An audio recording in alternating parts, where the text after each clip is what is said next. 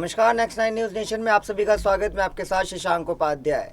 तो मध्य प्रदेश की राजनीति में हलचलें एक बार फिर से देखी जा रही हैं क्योंकि उपचुनाव का ऐलान हो गया है। जी हाँ, 3 विधानसभा सीट और 1 लोकसभा सीट पर उपचुनाव होना है, जिसके लिए कांग्रेस और बीजेपी दोनों ने अपनी कमर कस ली है।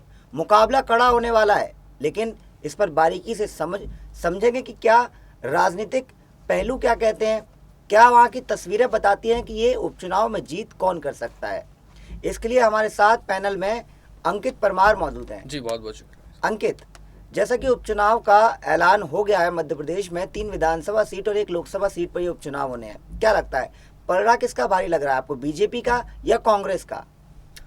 देखिए, अगर पलड़े की बात करें तो इसका जवाब थोड़ा मुश्किल हो जाएगा, क्योंकि जिस प्रकार से 2018 में कांग्रेस ने वापसी की थी मध्य प्रदेश की जनता के बीच में, उन्होंने जो वोट पाए थे वो वाकई चौंकाने वाले थे। जो आंकड़ा उन्होंने छुआ था विधानसभा सीटों का, वाकई चौंकाने वाला था। लेकिन बाद में जो घटनाएं हुई, ज्योतिरादित्य सिंधिया जो है वो भाजपा में आ गए, फिर सरकार गिर गई, फिर भाजपा की सरकार बनी। अब यहाँ पर बात की जाए जिन जगहों पर चुनाव होने, एक सबसे इम्पोर्टेंट सीट, सबसे महत्वपूर्ण सीट खंडवा जो है, निमाड़ जो क्षेत्र है उसका पूरा गढ़ है, और उसके आसपास जो है वो 6 से 7 जिले आते हैं, 6 से 7 लोकसभा सीटें आती हैं, और खंडवा जो सीट है वो उन पर प्रभाव डालती है। जी, पूरा जो दक्षिणी मध्य प्रदेश है उसका एक बड़ा जो है गढ़ माना जाता है खंडवा। अब वहाँ पर उपचुनाव होना है, और उपचुनाव में सबसे बड़ी बात तो ये है कि कांग्रेस जो है वो दमोह मॉडल पर काम करने की कोशिश कर रही है, कि जिस प्रकार से दमोह में उपचुनाव में कांग्रेस को जीत मिली, और भाजपा को तमाम कोशिशों के बाद राष्ट्रीय नेता से लगाकर मुख्यमंत्री ने वहाँ पर 10-10 रैलियाँ की एक विधायक को जिताने के लिए, लेकिन वो जिता नहीं पाए। तो ऐसी स्थितियां जब बन गई थी दमोह में, और कांग्रेस ने एक प्रचंड जीत हासिल की लॉकडाउन के दौरान जब चुनाव हुए, कोरोना के दौरान जब चुनाव हुए, तो कांग्रेस को ये भरोसा है कि शायद दमोह वाला जो करिश्मा है वो दोबारा दोहराया जाए खंडवा में और बाकी 3 विधानसभा सीटों में। और बीजेपी उम्मीद कर रही है कि वो विकास के मुद्दों पर चुनाव लड़ेगी, और अपने जो कार्य हैं जो उन्होंने किए हैं पिछले 15-17 सालों में उनको गिनाएगी। तो देखिए, दोनों का एक बड़ा इंटरेस्टिंग देखना होगा चुनाव में क्या रिजल्ट आता है और क्या नतीजा देखने को मिलता है।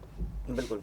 लेकिन जिस तरह से कैलाश विजयवर्गीय का बयान सामने आया, मतलब दावेदार प्रबल दावेदारों में माने जा रहे हैं, इसको लेकर आप क्या कहना चाहेंगे? देखिए, ये बड़ा दिलचस्प मसला हुआ है इस बार। अगर खंडवा की बात करें तो विधायक रह चुके हैं कैलाश विजयवर्गीय महू से, इंदौर के कई क्षेत्रों से। अभी उनके बेटे भी सक्रिय राजनीति में आ गए, वो खुद विधायक है इंदौर के विधानसभा क्रमांक 3 से।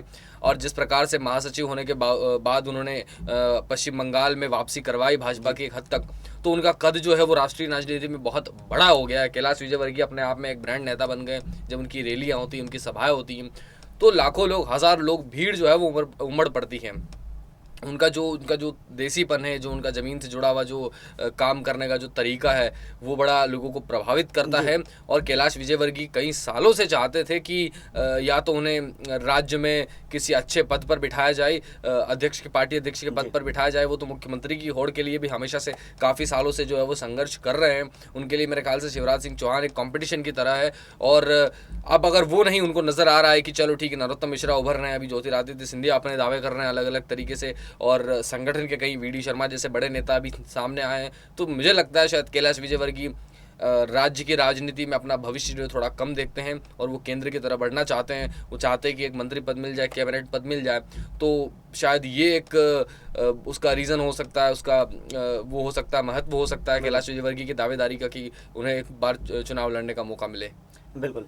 अंकित, जिस तरह से कांग्रेस दमोह फैक्टर को लेके अपनी जीत का सपना देख रही है, जीत का दावा कर रही है आने वाले उपचुनाव में भी, क्या लगता है आपको, क्या वो फैक्टर इस बार काम करेगा या सिर्फ ये महज कांग्रेस का एक सपना है?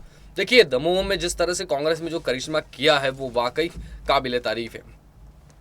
दमोह में कांग्रेस अगर जमीनी स्तर पर बात करे या फिर मीडिया में जिस तरह की खबरें चल रही थी उसकी बात करें, तो तकरीबन कांग्रेस हार मान चुकी थी, लोगों का ऐसा कहना था।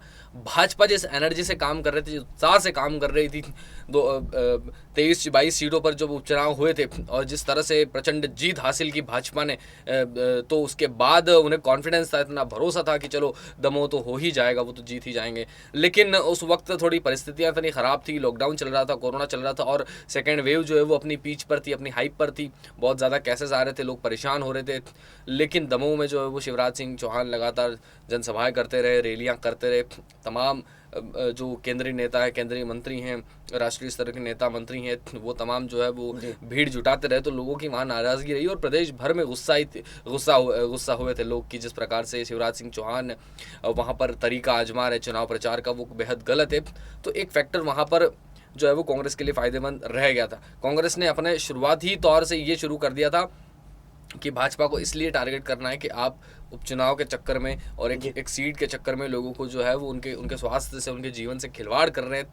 तो कांग्रेस बैकफुट पे आ गई थी और उसका जो काम करने का जो तरीका था, बड़ी बड़ी जनसभाएं, रैलियां नहीं की गई कांग्रेस के किसी भी नेता द्वारा। वहाँ के जो लोग हैं, जहाँ नेता कमलनाथ भी गए और तमाम नेता गए थे, लेकिन वो अपने कुछ चंद लोगों के साथ में लोगों के घर घर तक पहुंचे थे और उस तरह का उन्होंने चुनाव प्रचार का जो तरीका है वो थोड़ा अलग तरीके से अपनाया था कोरोना के दौरान, और समझदारी भी दिखाई थी और उसका फ़ायदा उन्होंने ज़रूर मिला। अब लेकिन वक्त थोड़ा सा बदल गया है, कोरोना जो है वो उसका वर्चस्व उतना ख़त्म हो गया, महामारी रह नहीं गई है, तो शायद वो जादू, वो करिश्मा जो है वो कांग्रेस नहीं दिखा पाई। लेकिन चुनाव प्रचार का जो तरीका आजमाया गया था, मेरे ख्याल से अगर उसको कांग्रेस जारी रखे तो इन चुनावों में भी बहुत मुश्किल नहीं होगा उसके लिए जीत हासिल करना। बिल्कुल अंकित, लेकिन जिस तरह से ज्योतिरादित्य सिंधिया ने कांग्रेस का दामन छोड़कर बीजेपी का साथ पकड़ लिया है, उसके बाद देखा गया है वर्चस्व में भी मध्य प्रदेश के अंदर कांग्रेस की कमी देखी गई है। क्या लगता है ये उपचुनाव में फिर से सिंधिया की कमी यहाँ पर खलते हुए दिखाई देगी कांग्रेस को? देखिए, खंडवा हमेशा से भाजपा का गढ़ रहा है और पिछले 6 चुनावों से वहाँ पर लगातार जो है वो नंदू भैया उनका निकनेम है, जो सांसद रह चुके थे वहाँ पर, नंदलाल, उनका बड़ा अच्छा वर्चस्व रहा है, उनके काम करने की शैली, बुजुर्ग नेता थे और बड़े प्यार से लोगों से पेश आते थे और उनके जो कार्यशैली थी, जो उनके राजनीति करने का जो तरीका था वो काफ़ी लोकप्रिय था वहाँ की जनता में, पूरे निमाड़ क्षेत्र में, पूरे दक्षिण मध्य प्रदेश में जो है वो उनकी बड़ी फ़ैन फॉलोइंग थी लोगों के बीच में। तो पिछले 30-35 सालों से जो है वो वहाँ पर भाजपा जीतती आई है। अगर मैं खंडवा की बात करूं तो थोड़ा सा मुश्किल कांग्रेस के लिए ज़रूर रहेगा, क्योंकि वहाँ पर एक इतना बड़ा चेहरा उनके पास कोई है नहीं कि अर्चना चिटनीस जो थी वो एक बड़ा नाम थी कांग्रेस में, लेकिन सिंधिया के साथ वो भी भाजपा में आ गई। वो खुद दावेदारी कर रही हैं इस बार कि उन्हें भी टिकट का मौका दिया जाए, तो कोई बड़ा नाम खंडवा से निकल कर आता नहीं है। एक नाम था अर्चना चिटनीस जो भी अब भाजपा में शामिल हो गई है। तो अब कांग्रेस को जो है वो चेहरे पर चुनाव नहीं लड़ना होगा, अब वहाँ पर उनको राज्य स्तर की राजनीति और राष्ट्रीय स्तर की जो राजनीति है उससे वहाँ पर उनको उस तरह का दांव पे चलाने पड़ेंगे और वहाँ पर थोड़ी मुश्किलात कांग्रेस के लिए बढ़ती हुई नजर आएगी। और आपने जिस तरह से सिंधिया की बात की कि सिंधिया का क्या प्रभाव रहेगा, देखिए, सिंधिया को जिस प्रकार से अपार जन समर्थन मिल रहा है अभी भाजपा में आने के बाद भी, सिंधिया का ये राजनीति करने का तरीका है या फिर लोगों में उनकी इतनी लोकप्रियता है कि वो बनी हुई सरकार गिराकर भाजपा में शामिल हो गए। उनका निजी तौर पर बहुत ज़्यादा विरोध नहीं हुआ जनता के द्वारा, कांग्रेस मात्र उनका विरोध जो है वो करती रही कि चलती हंसती खेलती सरकार और बढ़िया चल रही थी और उसको गिरा दिया गया, लेकिन जनता ने उन्हें कभी टारगेट नहीं किया। जिसके बाद उन्हें केंद्रीय मंत्रिमंडल में उड्डयन मंत्री, एविएशन मिनिस्टर का उनको पद मिला। उसके बाद उन्होंने जन आशीर्वाद यात्रा पूरे प्रदेश भर में निकाली। मैं खंडवा की विशेष तौर पर बात करूँ तो जिस प्रकार से उनकी सभाओं में मंच लगे थे, जिस प्रकार से उनकी सभाओं में भीड़ जुटी थी, लोकप्रियता उनकी देखने को मिली थी, वो वाकई काबिले तारीफ थी। और मुझे लगता है सिंधिया का फायदा जरूर भाजपा उठाएगी खंडवा उपचुनाव में। बिल्कुल, बहुत बहुत धन्यवाद अंकित आपका।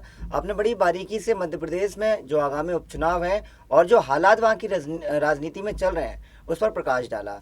ऐसी तमाम खबरें हम आपके लिए लगातार लेके आते रहेंगे। आप बने रहें हमारे साथ और देखते रहें नेक्स्ट 9 न्यूज़ नेशन। लेकिन उससे पहले आप हमारे चैनल को सब्सक्राइब ज़रूर कर लें और बेल आइकन दबा लें ताकि हर अपडेट आप तक जल्द से जल्द पहुँच सके।